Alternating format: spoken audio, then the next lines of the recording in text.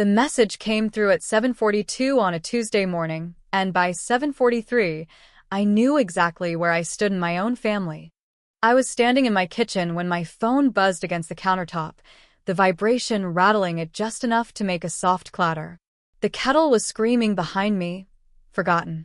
Sunlight crept through the blinds in thin yellow lines, landing on yesterday's mail and a half-eaten slice of toast. It was an ordinary morning, the kind that doesn't warn you it's about to split your life into a before and an after. I wiped my hands on a dish towel and picked up my phone. It was my sister, Marlene. "You're not invited to the wedding.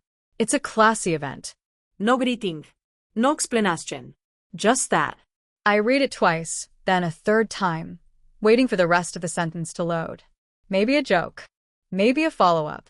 Maybe one of those awkward typos she'd laugh about later. Nothing came. Before I could even sit with the sting of it, another notification popped up, our family group chat. Mom had reacted to Marlene's message with a laughing emoji. Not a question. Not a phone call. Just a yellow face with tears of laughter, floating there under my sister's words like punctuation. I don't remember sitting down, but suddenly I was at the small kitchen table, the chair creaking under my weight. The kettle screamed itself dry before I reached over and shut it off. The silence afterward felt thick, like the air right before a storm. I wasn't shocked the way people expect you to be in moments like that. It was something quieter, heavier, like a long suspicion finally deciding to speak out loud. I stared at my phone and felt 12 years old again, standing in my childhood bedroom while my sister borrowed my clothes without asking. Only this time, it wasn't a sweater. It was a milestone, a line in the sand, and I was on the wrong side of it. Before that morning, my life was simple in ways that mattered to me. I worked the early shift at a local insurance office, not glamorous, but steady. The kind of job where you learn people's voices before you learn their names, and where your desk drawer always smells faintly of old paper and peppermint candy.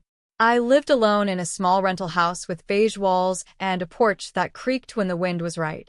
On Sundays, I baked banana bread whether anyone came over or not. I wasn't lonely, not really. I had friends I trusted, routines I loved, and a quiet pride in the way I'd built my life without asking anyone for much. Especially not my family. Marlene was 2 years younger than me, but she'd always carried herself like she was the older one. Sharper tongue, quicker smile, louder laugh. Growing up, she was the one teachers adored and relatives bragged about. I was the responsible one, the helper, the background harmony to her lead melody. Our mother leaned into that without ever saying it out loud. Mom loved us both, I'm sure of that. But love doesn't always mean fairness. Sometimes it just means habit. And her habit was excusing Marlene, her moods, her selfishness, her talent for cutting people with words and calling it honesty. When Marlene announced she was getting married, I'd been genuinely happy for her. She called me from her car, breathless, laughing, telling me about the ring, the proposal, the restaurant with white tablecloths.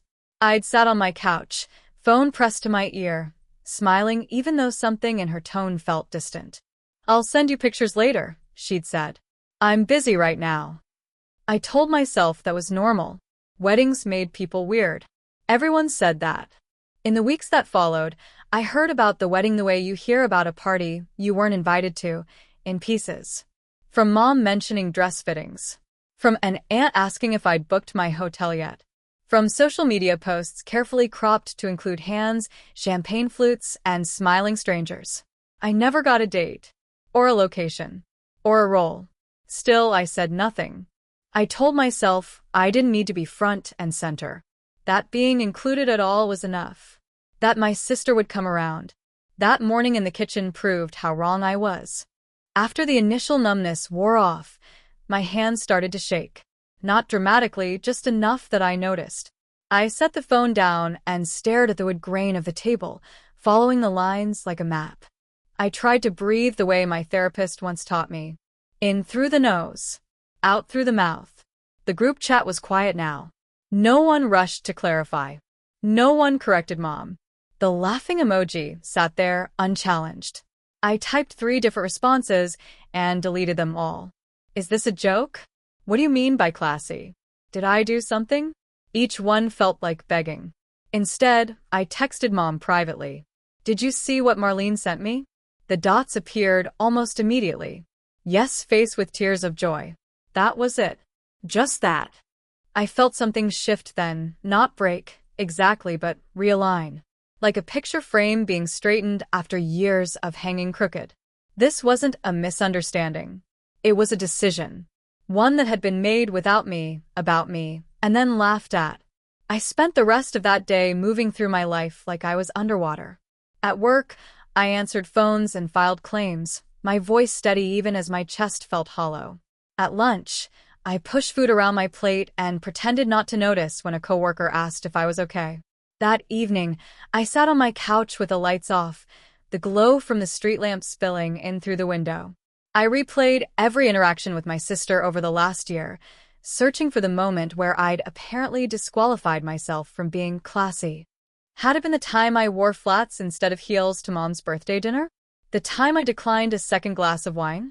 Or was it something older, deeper, something I'd never been able to fix no matter how quietly I lived? By the time the sun went down, I knew one thing for certain. That text wasn't the beginning of the story. It was the first time someone had finally said out loud what I'd been expected to accept silently my whole life. And I wasn't sure yet what I was going to do about it.